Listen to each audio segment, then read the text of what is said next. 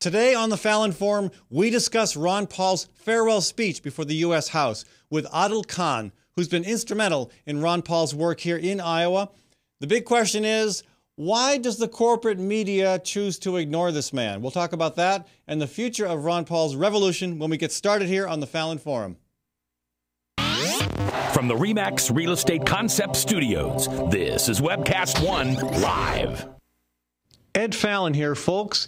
Gateway Market and Cafe is your locally owned source for specialty groceries. Enjoy chef-crafted, prepared foods, artisan baked goods, organic produce, specialty cheeses, and hand-selected wines and craft beer. Visit the lively cafe for breakfast, lunch, or dinner 7 days a week. Gateway Market is centrally located on the corner of Martin Luther King Jr. Parkway and Woodland Ave. Stop by or visit www.gatewaymarket.com for more details. That's Gateway Market, folks. Good food, great community. Hello, Mid-American Energy. I'm very concerned that you want to bill me an extra $5,000 to build a nuclear reactor. Do you know we're in the middle of a recession? Oh, we were hoping you wouldn't hear about that until after the legislature had taken action. Why not let your shareholders pick up the tab? Oh, way too risky for our shareholders.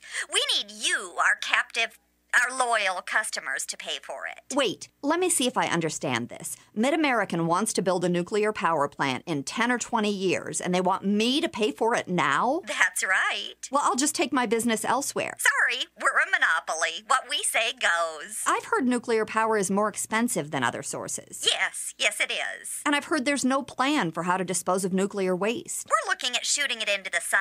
Well, I'm not going to sit back and let you make bad decisions with my money. We're betting you will. Stop Mid-American's power grab. Call your legislators today. 281-3371. 281-3371. Paid for by Physicians for Social Responsibility. Located in the heart of Beaverdale, Tally's offers speedy and affordable rooftop lunch, catering for events both large and small, innovative cuisine, as well as vegetarian and gluten-free menus. Come to Tally's for live music, dry-aged steaks, Sunday brunch, and all-you-can-eat ribs every Monday night. Tally's Restaurant, Bar, and Catering at 2712 Beaver Avenue. Call 279-2067. That's 279-2067.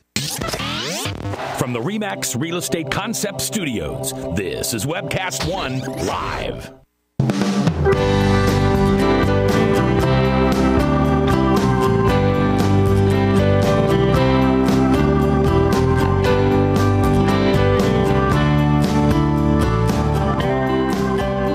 That's Brother Trucker, folks.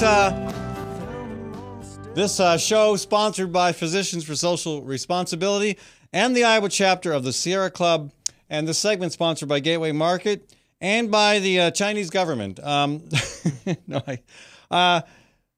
If these folks, if China's going to really become the next global power, they've got to get a sense of humor. Okay, they got to understand satire.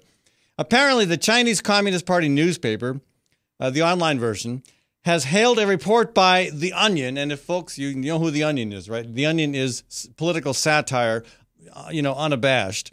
They've hailed a report by The Onion naming North Korean dictator Kim Jong-un as the, quote, sexiest man alive. And I finished second. Okay, so they didn't realize it was satire, and they quoted The Onion's spoof report saying, with his devastatingly handsome round face, his boyish charm, and his strong, sturdy frame, this Pyongyang-bred heartthrob is every woman's dream come true. And the photos, this vast photo spread, including Kim on horseback, squinting into the light, and Kim waving toward a military parade. Oh, gosh, it's just so funny when you get the, it's like every day is April Fool's Day at The Onion. Okay, so what else caught my attention in the news today? ConAgra gobbled up Rawlcorp. Okay, Rawlcorp is again, that's a corporation in Cedar Rapids that they do oats. They're one of the 5 smells that give Cedar Rapids its name, Season of 5 Odors, City of 5 Smells. And anyway, what else? They now own Banquet, Chef Boyardee, Marie Callender's.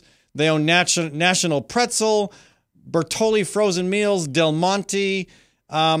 Is it clear to anybody? Is it not clear to everybody out there that that there are a handful of corporations that want to totally dominate what we eat? Don't let them do it. Buy local. Okay, to our conversation about Ron Paul. And later in the program, we're going to talk more about food because Lisa Bean with the Iowa Food Co-op will join us. But I'm going to talk about Ron Paul, and we've got a great guest today, Adil Khan, who, again, you were very instrumental in Ron Paul's campaign here in Iowa. Yeah, I mean, I was a regional director, originally looking over Polk County, and then after that, southwest Iowa and central Iowa as well. But then after that, went around to Nevada and North Dakota, and was able to be a part of the campaign for both of those as well, and ended up in North Dakota's director of state operations there. And then coming back as to head up Liberty Iowa PAC here, working on the delegate operations for the state convention and keeping the movement alive. So, and you helped with the yard signs and bumper stickers and things like that. Well, it was a lot of organizing the grassroots, a lot of county coordinators, precinct captains, keeping them involved. You have one of the largest grassroots networks in the state of Iowa. It's one of the largest that you can see through the caucus process. So it was really keeping them involved and making sure that they're able to do anything from door to door canvassing to anything that they currently wanted to get involved with. Well, I'm just curious if you happened to see this van when you were out traveling around Iowa on behalf of Ron Paul. Does this look familiar? Polk County plates, Ron Paul, and then Fallon for governor below that. This was just posted on my Facebook wall this morning by Kathy Prince, silly Kathy Prince. Anyway, I don't know, I don't know who that person is, but I don't know. I mean, I listened to Ron Paul's speech, and I think I got a fair bit in common with this guy. And I want to play segments of that speech and get some of your feedback on it. But first, I want to flip back to August. The Ames straw poll. I mean, you were involved with the campaign during the Ames straw poll. Yeah. I went to the Ames straw poll. I actually voted for Ron Paul at the Ames straw poll. I went there as press. The whole thing, that whole part of my world fell apart that day. I said, to heck with it. I'm just going to go cast my vote for the candidate that I find, I mean, again, nobody else was even, I couldn't even think about casting a vote for anybody else. At least I agree with Ron Paul on some key issues. So anyway, I thought the fallout from the straw poll was fascinating, how the national media absolutely ignored Ron Paul's phenomenal, strong second-place finish. I mean, he was a couple hundred votes shy of winning. Yeah, statistical tie is what a lot of people would say when they kind of analyze that. Statistical tie, but covered by the corporate media in a way that I think they should be absolutely embarrassed by, which is captured really well in this Jon Stewart clip. We're going to play the first half of it from just after the straw poll.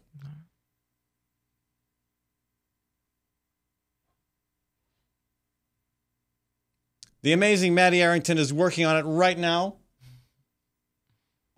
You caught me answering a caller, Ed. Oh, okay. So whenever you're ready, Adam is actually on line one. Well, let's play this real quick, and then we'll take Adam's call. Alrighty.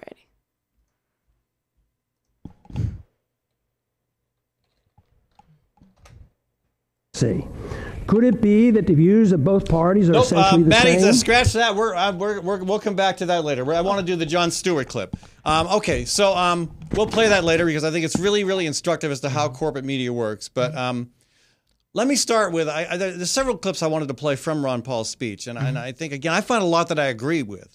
And I think that my take is that there's more in there that traditional Democrats might agree with than conventional Republicans would agree with. Well, I mean, what you have is, you have this class, this bureaucrat class that comes into Washington. All in the same way they've been growing Washington and growing, in a way that we've seen crony capitalism grow. There is capitalism. There is, Ron Paul does believe in that, the aspect of letting free markets decide what products, the consumers want. But then there's crony capitalism, when the lobbyists and when there's bureaucrats that kind of work together with corporations where you see this unfair advantage. And the biggest threat to that has been Ron Paul. And that's been, probably the reason that lobbyists never go to Ron Paul's office is because he doesn't have much to offer. You know what he's going to, he's been very consistent over the years. Exactly. So lobbyists don't even come to his office. So in that respect, we've seen people come to the Ron Paul movement from all facets because, freedom does bring people together. And people don't want to see the same insiders in office, the same establishment kind of abusing, their roles, helping out their friends. And they see Ron Paul as the biggest threat to that.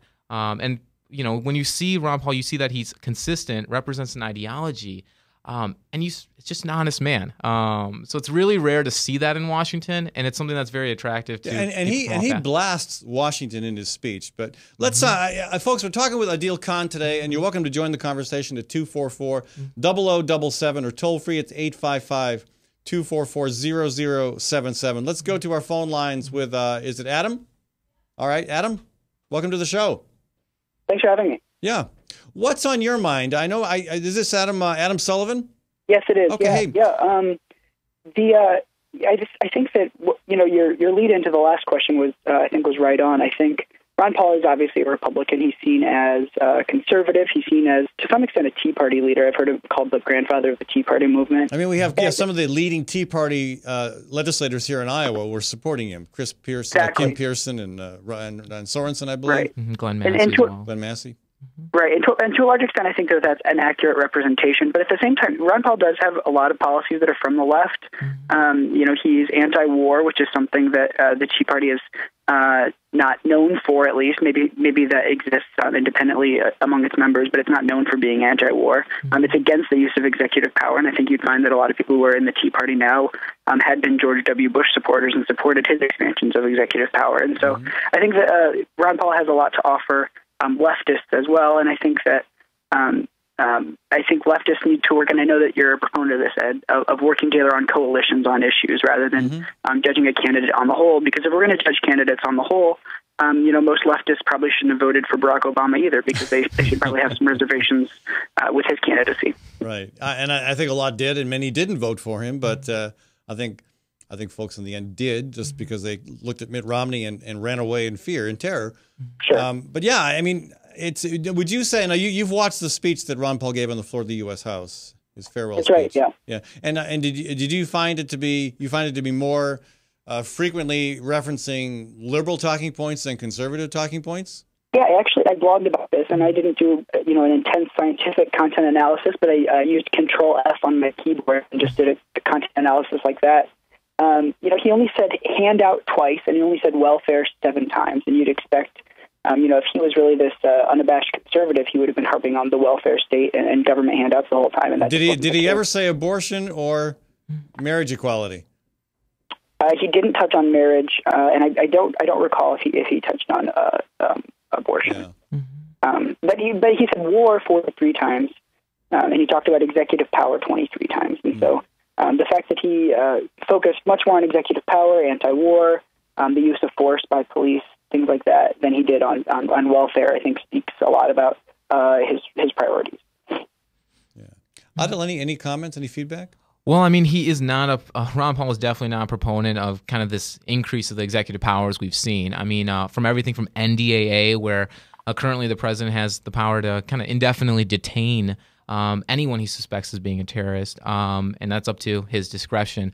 It's kind of taking away our habeas corpus. It's a constitutional rights, and for our Bill of Rights, of course. And he's not been a proponent of that. And our foreign policy as well. I mean, we've seen currently acts of war where it hasn't been approved by Congress. You have Yemen, you have Pakistan, the drone strikes there that the Obama administration has been carrying out. So, you definitely see that contrast. I wouldn't necessarily say that most of his talking points are, from the left. I say that he is very libertarian in mindset, especially at the federal level, where we don't see we see the federal government expanding in ways that they we're not supposed to or intended to. So and when you see that the grandfather, like you started saying, he was the grandfather of the Tea Party, because he gives that ideological base to the Tea Party. I don't think many people were, you would say that, I would say that Bill Clinton was actually a better fiscal conservative than George W. Bush was.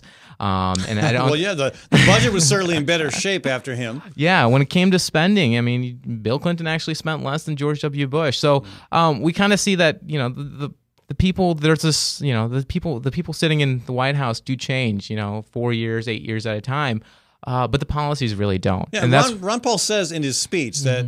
He basically says there's no difference between the two parties. And I disagree with that, but I think there's not enough difference. I would go along with that. And I think he's tapping into a sense among Americans that the distinction between the two parties is not is not significant. Is not enough to get people excited about one or the other. Yeah, and that's kind of the problem that we have is you have this everyone fighting over these undecided voters and these undecided voters in the middle. And because of that, you see this movement towards being the same, towards, I guess, maybe even moderation is what you would call it. And with that, you don't really have these ideological debates that you kind of have if you have, if the parties were more apart, or, if the Republican Party was stronger towards, representing their base, their ideology of self-dependence. But instead of having a debate where it was, which way should the federal government, not the state or local, the federal government should provide health care, it was the debate of how much the federal government should provide. So you're kind of losing a very crucial debate. And I mean, when you look at the youths, Ron Paul had a great movement with college campuses. And the one thing he always tells people is like, I'm advocating for less taxes, less programs at the federal level. But when I do that, don't expect anything, take care of yourself and, make sure you're able to be self-reliant.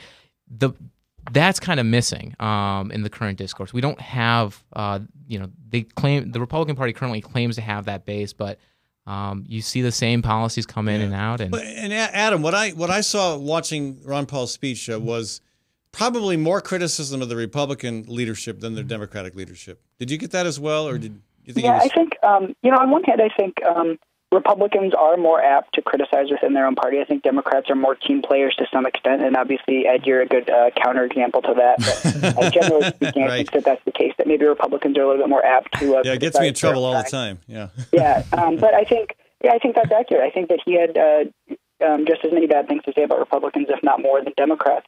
And I think that there's a good reason for that. If you are a libertarian, then you should have had just as much, if not more, objection to George W. Bush's policies than you have to Barack Obama's.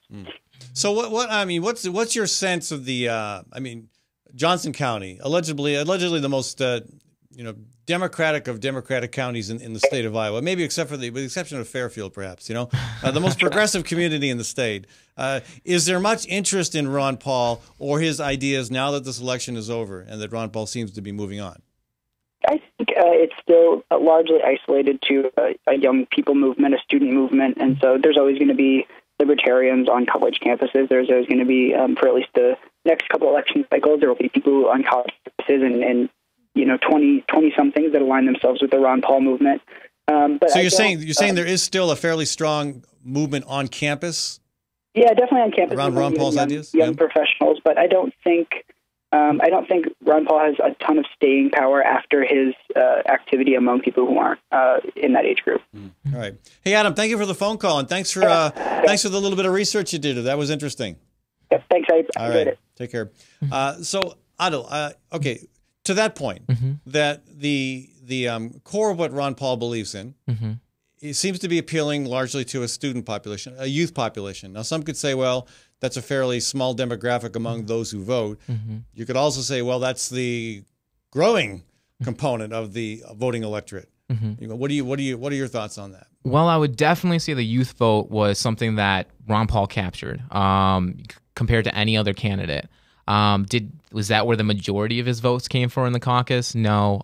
Is that where I would even say 60 to 70%? No.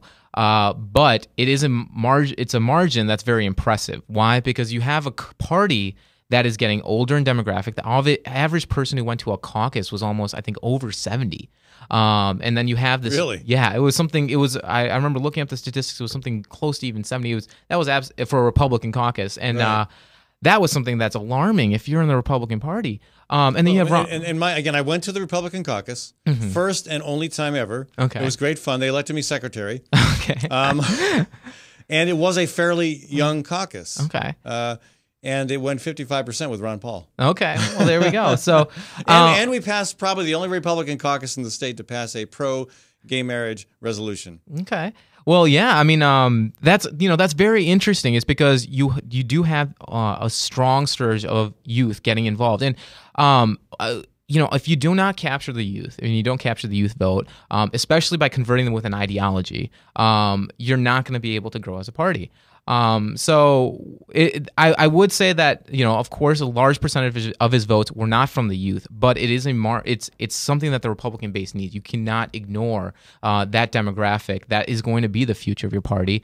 And with that, you want to say that the future of the party would be more Ron Paul ideals, because that's where the youth are actually going towards. Well, let's. I want to continue talking about this when we come back from our break. If you can stick around for a bit. Yeah, sure. I do want to. If we can pull up this Jon Stewart video, we shall, and if not, we'll tell you a little bit about what was in it. We'll also look at some of the clips from Ron Paul's speech. There are some points that I have some significant difference with, and I might want to get your feedback on that too, Otto. But also, tell me more about Liberty Iowa PAC and where it's going and what you think happens with third-party movements in general. But we do got to go to a short break. I want to thank, again, Gateway Market for sponsoring this segment of the program. Gateway is at 20th and Woodland in the Sherman Hill neighborhood, just to the west side of downtown Des Moines. You can find anything you want there. A lot of local products, picket fence dairy, a lot of local vegetables as well, meats, and, of course, a fantastic cafe for breakfast, lunch, and supper. And they've got a great catering service as well. So check them out, folks. Keep your money local. Support Gateway Market. We'll be back in a minute. From the RE/MAX Real Estate Concept Studios, this is Webcast One Live. I'm a burrito. I'm a fighting burrito, full of fresh ingredients prepared before your very eyes. I don't have eyes. I have over 28 options and 268 million combinations, including Rizzo for vegetarians. I can take my meat off and call myself vegetarian. Put that back on. The fighting burrito is locally owned. I'm owned by some big corporation somewhere. Say, you want to go on a date? No thanks. I'm seeing a quesadilla. The Fighting Burrito, online fightingburrito.com. Join the fight. It's time to think about upgrading the efficiency of your furnace and air conditioner. Leonard Tinker Heating and Cooling has provided honest, competent service for over 20 years. Whether it's your home or business, for repair work or to install a more energy-efficient furnace or air conditioner, call Leonard Tinker at 263-0422. That's 263-0422. For honest, competent heating and cooling service, call Leonard Tinker at 263-0422. Host is a locally owned restaurant in downtown Des Moines that focuses its food and philosophy on embracing simplicity. The majority of Host's food is from local farmers who practice sustainable and health-conscious agriculture. Much of what you'll find on your plate is a familiar comfort food, presented with a modern and tasty interpretation. Host is open for lunch Monday through Friday from 11 to 2, and also available for private dinner events and special themed dinners throughout the month. So, check out Host at 13th and Locust in Des Moines. I love driving to Newton to see the races. Me too, but I only have to drive across town. You live in Newton? Yep, Newton's got small town charm and it's close to Des Moines. I love the safe, friendly neighborhoods and family-owned businesses. And Newton's wind energy industry is really taking off. How'd you find your home? Dan Kelly with First Choice Realty. And Dan helped me find my office too. Next time, instead of just speeding by, I'll stop in and check out Newton. Why don't you check out Newton? Call Dan Kelly at 641-521-9260 or Dan Kelly at mchsi.com. Drug and alcohol addiction slowly steals a person's identity, tearing away pieces of their life little by little until one day it seems like the hope of a happy future is gone and there's no chance of getting it back. Here at St. Gregory Retreat Centers, we can assure you that there is hope. Our unique approach to recovery begins with the understanding that the dysfunction and damage caused by addiction can be overcome, not just dealt with. Don't let another day go by. Call St. Gregory today. Whether you're 10, 25, 50, 80 years old and beyond, everyone needs to live within their means. I'm Tom Coates with Consumer Credit of America. For almost a quarter of a century, we've helped people of all ages learn to manage their personal finances to benefit them far into the future. When problems arise, we've got the experience you need to make those debt problems go away. Got financial problems? Call Consumer Credit of America. Well, hi, I'm Rob Spearman. I'm a broker-owner of RE/MAX Real Estate Concepts in Des Moines, Iowa. Give us a call if you're looking at buying or selling a home, or if you're having trouble on your mortgage payments or looking to purchase foreclosures. We have the agents to help you, experienced, outstanding agents. Our office number is 515-276-2872. Or if you'd like to look at homes, go to our website, homeconnectusa.com. From the RE/MAX Real Estate Concept Studios, this is Webcast One Live.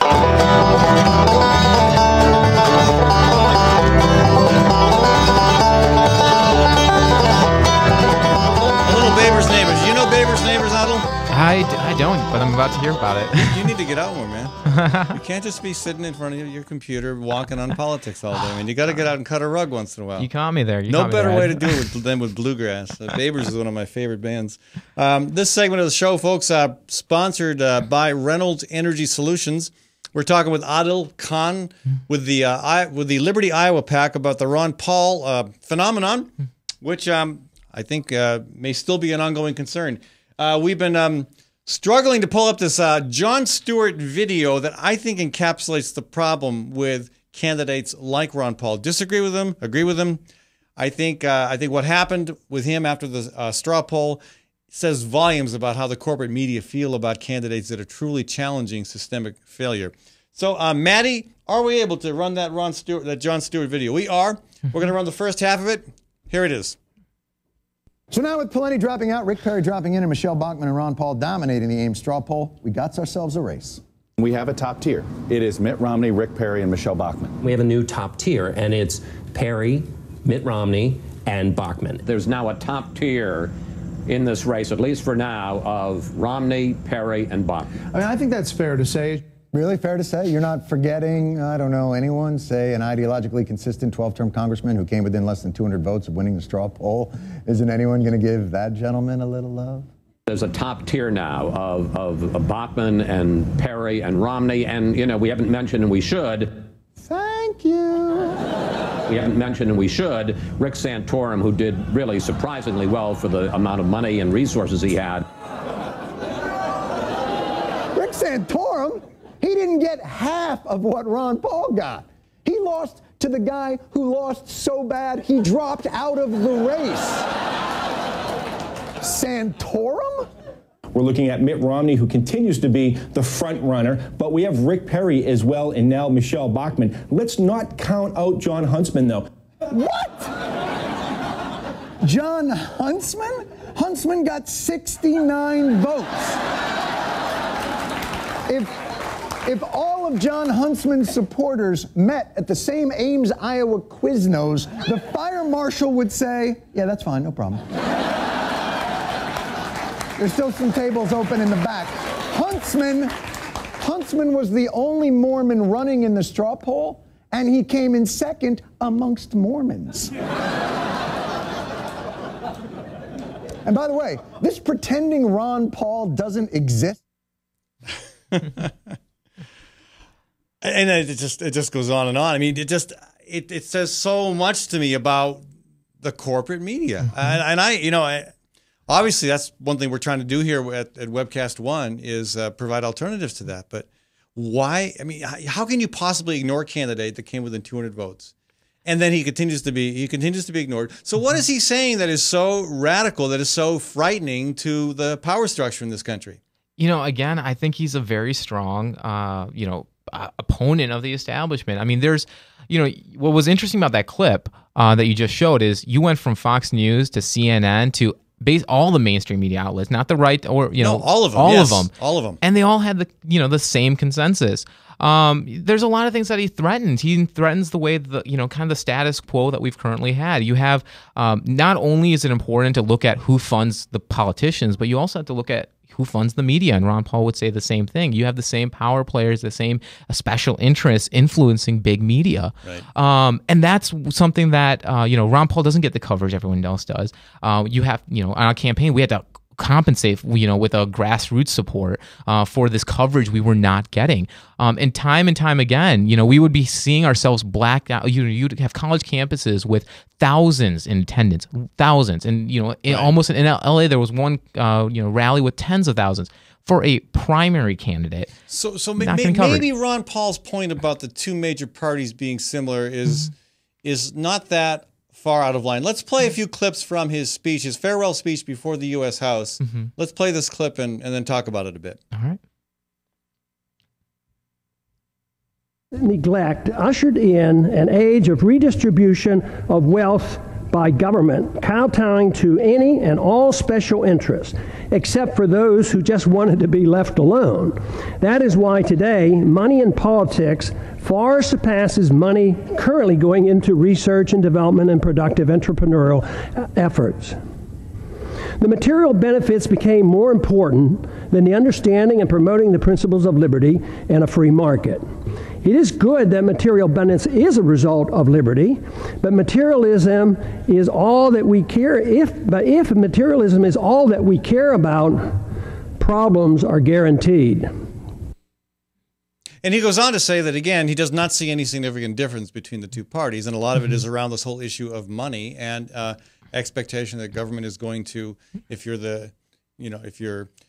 like Mitt Romney and born with a drawer full of silver spoons in your mouth, you're going to expect government to continue to favor you with a generous tax code, and maybe Ron Paul would like that part, but with lots of handouts as well.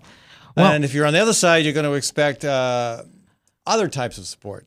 Yeah, and I mean, what we've been seeing is, currently in the current discourse, we've been seeing the right increase spending when it comes to military, and on the left you have, handouts and welfare. And what kind of is addressed here is that when these politicians come in, the revolving door that they come from the corporate side into politics and become advisors, they want to give themselves more power, and by that they also increase budgets, and they want to be the ones who kind of dictate, okay, who's going to be benefiting, who's not. This redistribution. There's never been a real threat to saying, you know what, we should give the American people the choice of being able to be the ones who are going to be able to take their money, spend it how they want. But to some extent, I mean, government is about doing collectively what we can't do individually. Would you agree with that? I would. I would say there, for example, when it comes to military expenditures, it's not up to us to be able to create our own F-150s. The government comes in and fulfills that role for us. Or you might say, in terms of the transportation system. I would say that states would come in and they would be the ones who would be able to help out with that, and there's many different places where the government but it takes its cues from the market, it takes its cues from this kind of from local government. Where it doesn't, shouldn't be taking its cues is from the federal government, because those bureaucrats are closer to the lobbyists and corporate America than they are to us. Well, there's plenty of that right here in Iowa. Right here. I would agree with that too. I would say that local politics is full of that here. But I mean, the government does have a purpose. I don't think Ron Paul is an anarchist. I don't think you're an anarchist. No, definitely not. And again, with all due respect to my anarchist friends, I think we have differences of opinions on even what that means. But the issue of redistributing wealth, I've never, to me, it's I like the idea that those who have done well have some obligation to make sure that those who have not done as well, possibly and oftentimes, most of the time through no fault of their own, there's a little bit more to support them. I mean, that's where the whole Carnegie investment in public libraries came from. Locally here in Des Moines, it's where Buzz Brenton's philanthropy came from for the skating rink and the carousel and the Breton Arboretum. It's where Liz and David Cridener's philanthropy came from for the library, for Grays Lake.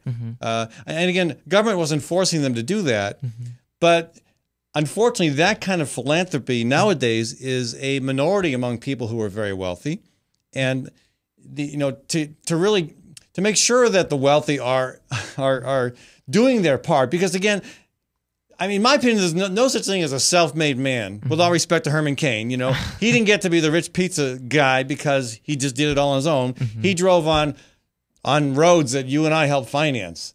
He took advantage of wheat that was subsidized, Well, I mean, so I think there's a difference between those who are getting to the position of wealth by using their positions of power or lobbying, or trying to lobby government officials to give them contracts. Like, for example, one of the biggest things that people criticize Mitt Romney for is that, yeah, you did make your own wealth, but you did also try to get government contracts. You did also use that, and that was part of your income. What I would say is that whenever government's in that role of redistributing wealth, they are also in a position of attracting more lobbyists, attracting corporate America. And in that regard, you cannot turn that away. Right. So that's why you need to keep it as local as possible. And the federal government, redistributing wealth at the federal government has not been efficient, has not been something that, if you're, and we might just, I think the Social Security program has been very, very, very effective. Okay.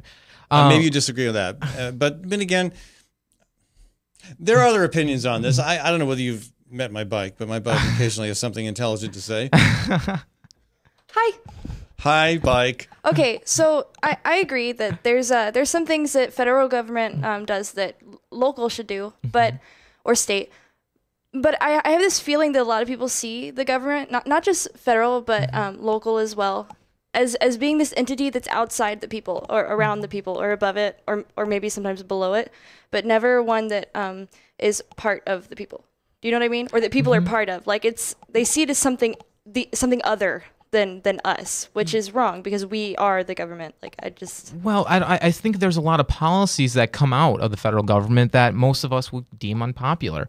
I think if you took a poll of people and asked them, whether or not you want, in Iowa, if you took a poll of people and asked them, do you want our, the federal government sending drones over our farms to inspect? I don't think they would think that's popular. So yeah, and I'm not a fan of drones, but actually, in that case, there might be some public value in making sure that we're not seeing a lot of topsoil and chemicals running into our waterways. And it's up. You're talking about property rights. Yes, I'm a huge proponent of making sure that you're not infringing on anybody else's property rights. When it comes to the environmental side of Ron Paul, when he advocates for protecting the environment, it comes from a property rights standpoint.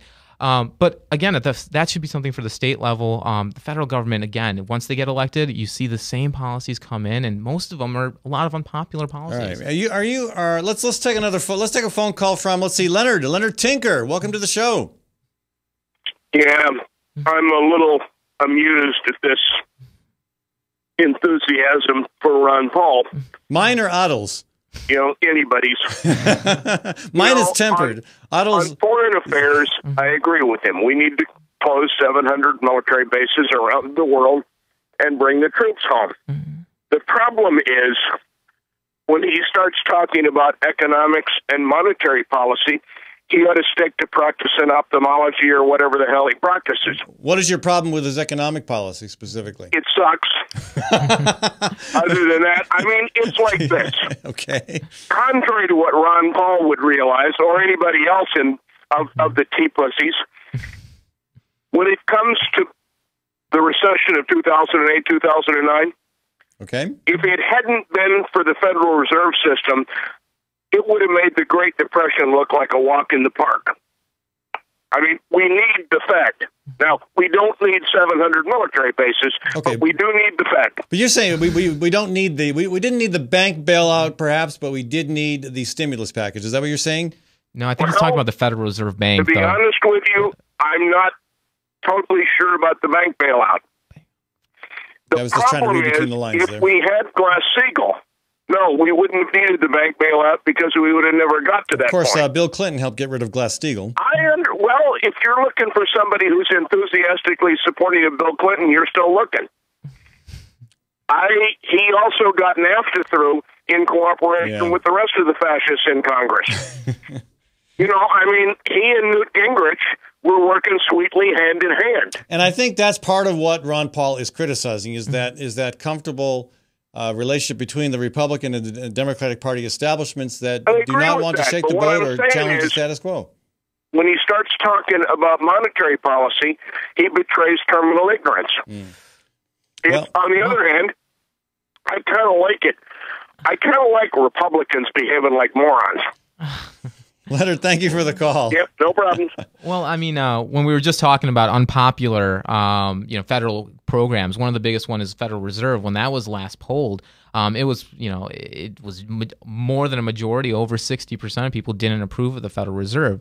If you want to see the biggest threat to the middle class, I would say it is the Federal Reserve, because when you go through QE3, which is basically printing money, and giving these free loans to big banks, it hurts the middle class. You have inflation. Your gas goes up. Your milk goes up. This has probably been the most popular. This has probably been the most attractive stance that Ron Paul has taken. Why? Because it goes against the big banks. Barack Obama and Mitt Romney, they're at the top of their donor list. You'll see Goldman Sachs. You'll see big banks. And again, I'm fine with capitalism as long as people rightfully earn them. But when you have the revolving door of people who are in these leadership positions with big banks, them being advisors in the Federal Reserve, you're seeing the middle class be hurt by these policies. The Federal Reserve is probably the biggest attractive point that Ron Paul brings, and middle class has been hurt by many of its policies. Well, Adil, we've got so much more to talk about. I've got several other elements of the Ron Paul speech that I want to share, but we're out of time. Maybe I can get you back on the show sometime. Yeah, I'll be glad to be back on. And I also want to talk about your sense of where the Ron Paul revolution goes next, and we haven't even touched on that. Okay, well, we don't have time right now, or should I? In a nutshell, 30 seconds on where Ron Paul's revolution goes next here in Iowa, and then we'll have a longer conversation about it soon. How's that? In 30 seconds, we're in Liberty, Iowa, which I'm the interim executive director for, is an organization where we continue to build the grassroots movement. The grassroots movement, I've been seeing so much enthusiasm still carry over. You have the synthetic, activism. Many other campaigns happen. The candidate comes, he leaves, and then boom, the activism is dead. You still see it alive here in the Ron Paul movement and the Liberty movement, and not just among youth. Not just among youth. Which you are. Yeah, we have Young Americans for Liberty is an organization that deals with college Republicans. Liberty, Iowa. All of our county coordinators, all of our leadership positions, this is not among the youth, and they've been getting very involved, staying active, and you're going to see this become continue to grow into the strongest conservative grassroots movement in Iowa. Did you just say conservative? I would comparative to any other movement in the Republican Party, I cannot say that there's any grassroots movement that would be as strong as the Liberty movement. All right. Well, you might have just alienated all your potential Democratic supporters there, or liberal supporters. Well, I think freedom brings people together. Yeah. We talked about a lot of issues that bring us together, and Ron Paul's not a friend of the establishment, not a friend of those clearly not of crony capitalism. Clearly not. We stand together on those. Adil, thank you so much for joining us, folks. Adil Khan with Liberty Iowa PAC. We'll have him back on the show soon, I hope. All right. I think there's plenty more we didn't get around to talking about that I think is part of an important conversation. I want to thank Reynolds Energy Solutions for sponsoring this segment of the program and encourage folks to get an energy audit. It costs you nothing. It'll help you identify ways you can save energy, do a better job at conservation, do a better job at efficiency, cut down your utility bill, and reduce your carbon footprint. A very important goal. Wouldn't you agree? I would say. Okay, good. Give Tim a shout, folks, at 802-2801, 802-2801, or ReynoldsEnergySolutions.com. We'll be back in a minute with Lisa Beam with the Iowa Food Co-op. From the RE/MAX Real Estate Concept Studios, this is Webcast One Live.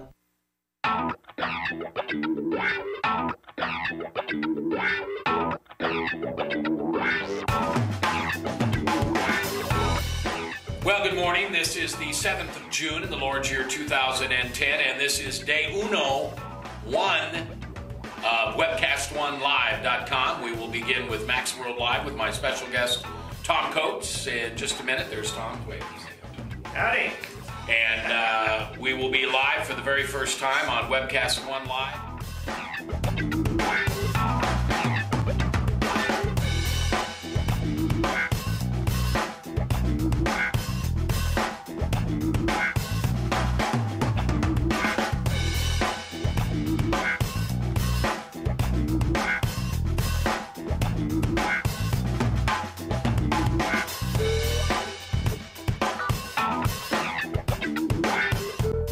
Someday we're going to look back on this and say, gosh, remember that old day in history? Wonder where Walter Cronkite was. He must have been around hanging there too. But actually, it's the beginning of Webcast One Live. And thank you for listening. Thanks, Rob Spearman, and everybody who's put together this project together. And we're ready to go live now. So thanks for listening to MaxWorldLive.com.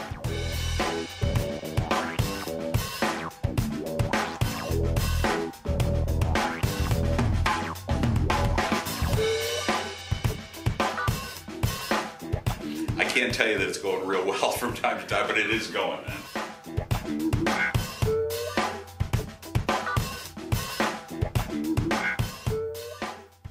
Hi, folks. It's Ed Fallon here. Proof Restaurant at 13th and Locust. You've probably been there for their award-winning, nationally recognized lunch specials. And here's where the chefs really get creative. Let me tell you, they're like artists, okay? I've been there, and it is one of the best meals I have had in Des Moines. I've heard that from other people. You got to check it out. Proof for supper. Do not assume you can get in. Make reservations. Contact Proof Restaurant online at proofrestaurant.com or 244-0655. That's 244-0655.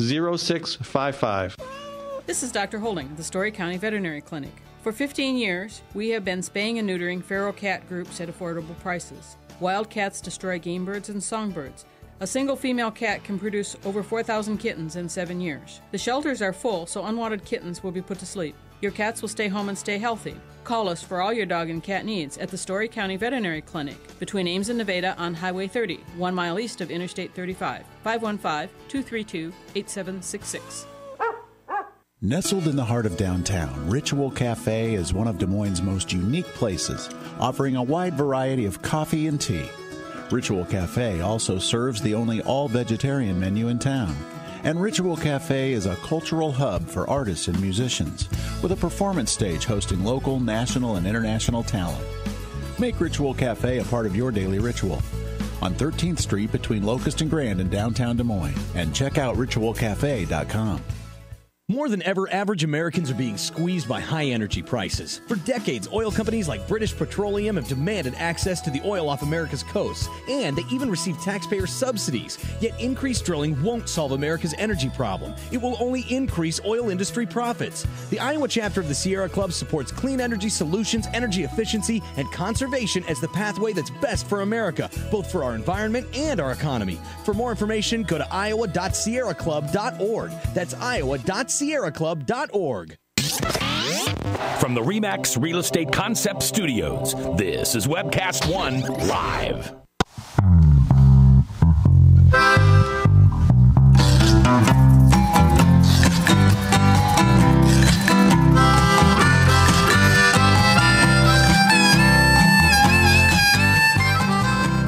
Everybody's favorite Ringgold County band, that's Pumptown, bringing us back to our conversation. This segment of the show is sponsored by Proof Restaurant. And with me now, Lisa Bean and Gary Huber. Welcome to the show. Thank you. You guys are with the Iowa Food Co-op, which is a unique approach to getting local foods from area farmers, producers into the market. It's doing well, despite, I think, Trader Joe's, despite Whole Foods coming into the market. You guys have been growing. So tell us a little bit. Let's start by just a little bit of background on what the Iowa Food Co-op is all about, how it works. Basically, we have a distribution every 2 weeks, and we have an online shopping cart, and people can look through all the different products we offer and order them. And they go into the shopping cart closes, all the farmers bring their goods that have been ordered to our distribution site at Merle Hay Mall, and we divide everything into individual orders, and people either pick them up or we send the orders to Ankeny, Ames, or West Des Moines. So people are members of the co-op. Yes. As members, they have access to the website, and on the website, you have a list of all the foods available during that particular buying period, correct? Exactly. I mean, we just opened the shopping cart again on Monday night at midnight, and then people can buy stuff until this coming Sunday night at midnight. And there were just under 1,000 different products that were being offered by about 50 different producers who are owners of the co-op. So how I like the image of a shopping cart online. Exactly. Is there actually a little graphic of a shopping cart moving across the screen? You got it. Yeah. All right, good. And so how long is the shopping spree available for? Well, when we do a 2-week cycle, and we switch to a 3-week cycle in the middle of the winter because there's not as much fresh stuff available, it's for 1 week. It's actually 6 days. So a 6-day shopping spree. I started mine yesterday. You started yours yesterday. And so that gives people some time. I mean, I assume most people go in and they will buy what they want all in one visit. Yes. But, folks can't do it on a Monday or Tuesday. They can do it at the end of the week. Mm-hmm. Okay. And so, once that's all completed, then the farmers who provide this are somehow informed that this much has been purchased? Yes, Okay. yes. And they gather all of the orders and label them for customers if that's like frozen products or just in bulk if it's produce. Okay, folks, if you have a question or a comment or want to comment on how attractive these headsets look on our heads, you're welcome to call us at 244-0077, 244-0077. Lisa Bean and Gary Huber with the Iowa Food Co-op are my guests as we discuss a very innovative approach to getting local foods into the hands of area consumers. So, the week-long shopping opportunity is available every 3 weeks online, and then shortly after that, the farmers will provide the food that is made available for pickup at is it Merle Hay Mall still? Merle Hay Okay. Mall, yes, on Thursdays from 4 to 7. Well, every distribution Thursday. Okay. And so what if the 4 to 7 time frame doesn't work well for people? they just contact us and we make an alternate arrangement. Really? Do you have a lot of that happening? Not too much. We discourage it, but Well, yeah, 'cause we that's do gotta accommodate get- people. If everybody had to do that, that would be pretty tough. Mhm. Yeah. So how many members do you have these days? But there's 680 altogether. And I want to say one other thing. We have other drop-off sites at the Merle Hay Mall. The producers bring all of the products to Merle Hay Mall that morning on Thursday. Okay. And we will take product to West Des Moines to a drop-off site out there in the village of Ponderosa. We also take product to Ankeny to the First Family Church, which is real close to the DMAC campus. And their pickups are in the afternoon later on as well. And then on Friday, the following day, we take our stuff to Ames, and we have a pickup at Ames. Okay. And so we have 680 different people who are members of the co-op. And of those, about 110 of them have been approved to sell products. And Okay. the people that are selling products have to have grown it in the case of vegetables. They have to have raised it in the case of meat, or they have to have made it in the case of things like baked goods. So Okay, so you do baked goods as well? there is a lot of pies for sale. Yes. A lot of pies. So that's a good thing. You can't have too much pie. Right, exactly. I discovered that on Ragbri one year. I decided, this is easy. I can do 60 miles a day. I can do 70 miles a day. But can I eat 5 pieces of pie in a day? I accomplished that goal one day on Ragbri. Anyway, and I live to tell about it. So the membership is growing. Is it been fairly constant? Have you seen a decline in the economic recession we've experienced? Or I'm going to turn that to Gary. Oh, we have a steady growth. It's a steady growth. Oh, I would say we have a half a dozen or so people join a month. Really? And a few drop out, maybe? Not very many. I think since we've started, which we've been doing this for 4 years now, I think we've had about 50 people that have withdrawn, and that's the value of the co-op. You have an equity stake in the business because you become an owner with your $50, which is a one-time $50, and you can get that back if you wish to withdraw. So you become a member for $50. Yes. And then the annual fee is it's $10 for that's for an really that's annual nothing. fee. That's very little. Yeah. And Wow. that's mainly just to make sure we keep our membership current, because if we lose track Right. of people and we start to pay dividends because we're making a lot of money, we have to find them. So, Sure, yeah. So why not a drop-off location here in central Des Moines, in downtown Des Moines? This would be a great place right here, yeah. I mean, Let's do downtown it. Des Moines has become the cultural and culinary crossroads of the continent. You know that. And we're working on that right now, because we do need to get more places where people can pick it up. The trick is a location that can accommodate what it is that we will be bringing, as well as somebody there to help people get their stuff and take their Because you need money. not just refrigeration, but freezer capacity We as well. actually, right now, we transport everything in coolers. So you don't need freezers or No. fridges. Wow. Okay. We have them at our Merle Hay Mall location, but we take everything to West Des Moines in coolers. Nice. And the frozen product has dry ice, which keeps it good and frozen. And then the refrigerated, we just use frozen water bottles. So like eggs, we want to keep them cool. Right.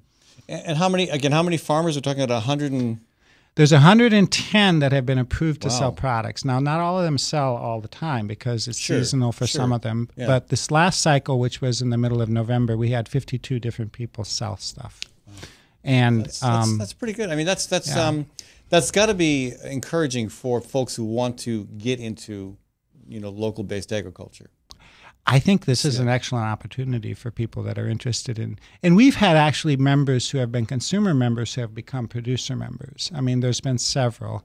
We've had one lady who was a volunteer, and she started asking questions about how do I sell stuff, and so she started selling kale and other greens out of actually a garden here in town.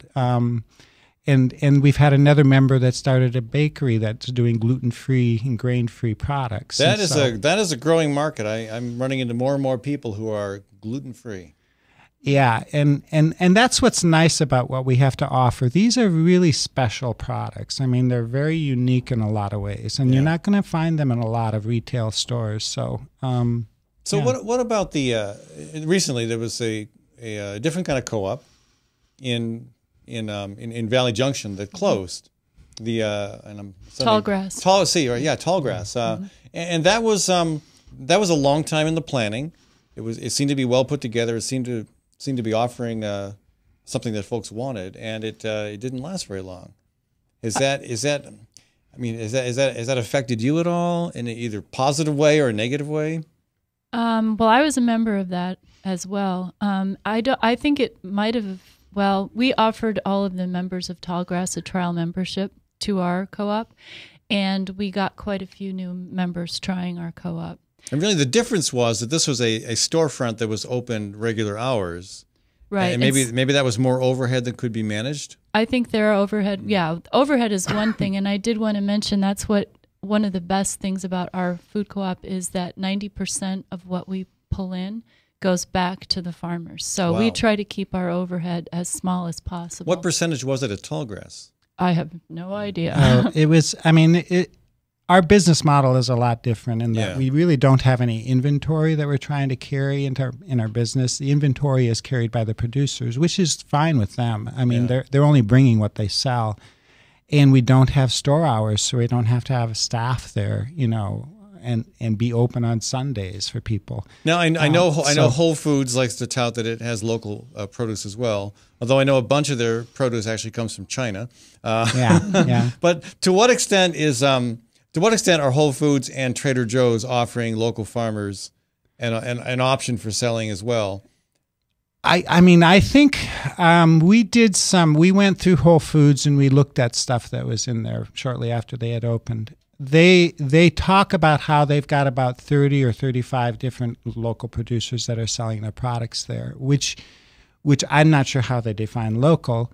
I think it's great for those producers that can sort of satisfy the Whole Foods requirements. And those are fairly demanding, I understand. Yeah, and I've talked to some of our producers that also sell there, and they keep raising the bar a little bit. Whole Foods keeps raising the bar. Yeah, nice. Yeah. Bring them in, and then make it harder to stay a part of and it. Yeah. I think it's a great option for people. I don't have anything against Whole Foods. Oh, I do.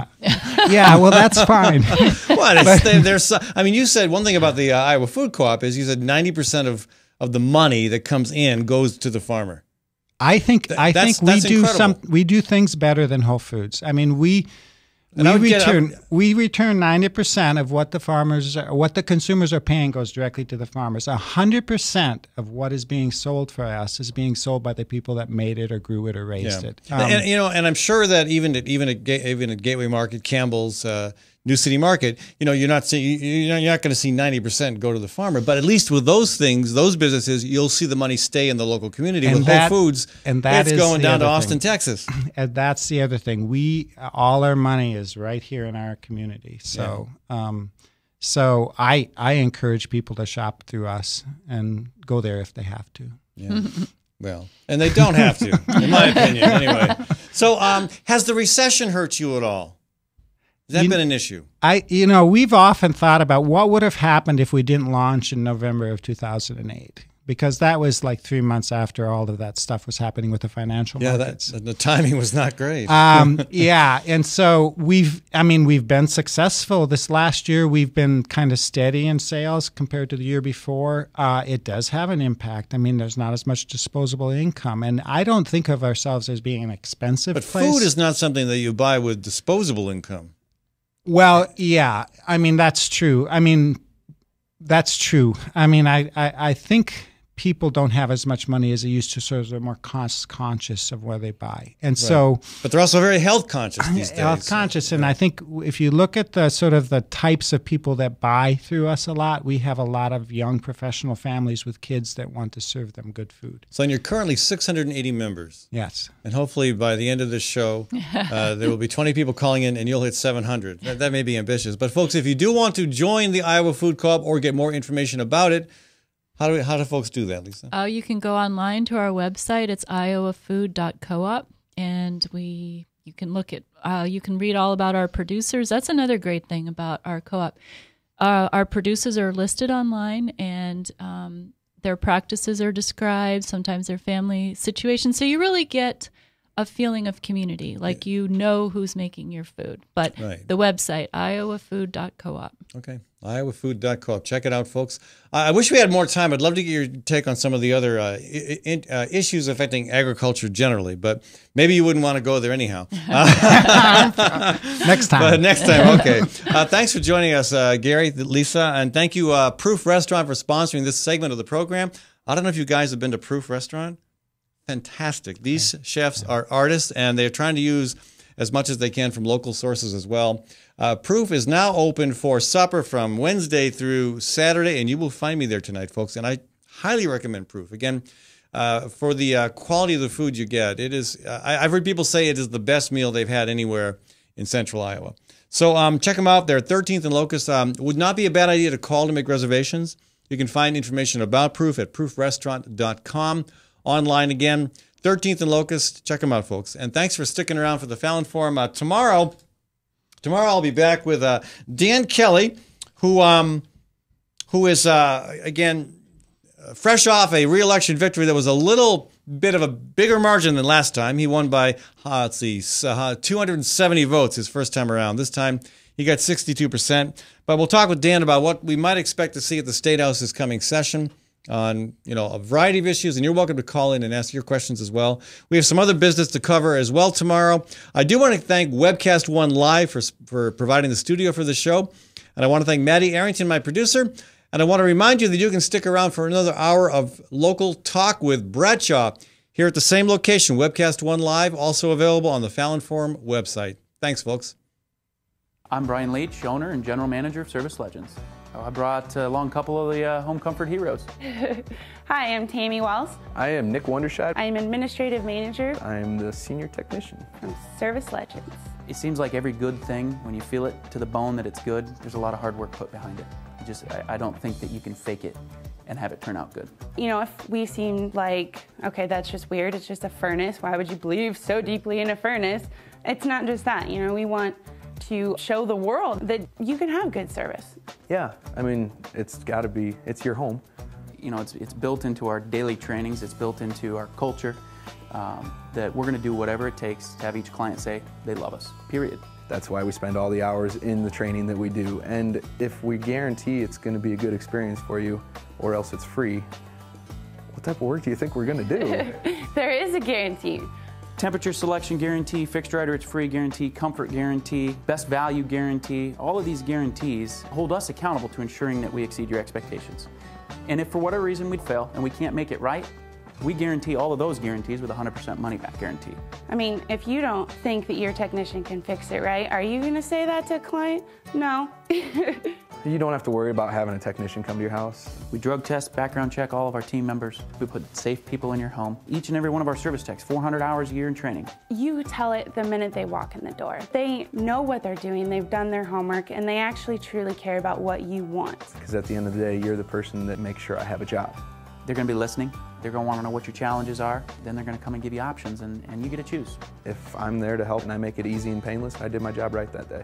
Well, when it comes to your comfort, safety, and your family, you don't necessarily go buy the most expensive, but you get the most bang for your buck. Oh, it's worth it, because there's a lot of people that will find a way to get it to work right now and then leave and then come back, charge you again, and the cycle just repeats itself. So when I'm out there looking at the furnace, I want to find why it failed today. How can we change the part today with something that you're not going to have to worry about? Is it worth changing the part today? I mean, you can put a lot of money into a furnace. I can fix parts all day. There's good job security in that for me. But is it the right thing for you? I get a lot of the phone calls of after the technicians are there. They're just in awe. They're like, wow, you guys are great. I mean, I don't even know what to say. You guys are great. Everything you did was perfect. It was great. Keep going though, I like this. Just give us a try. I'm gonna take all the risk. I've got the time to make this right. I've got the support to make it right. Just check us out. And if you don't see the value in what we do, I mean, fixed right or it's free or 100% money back. enough said.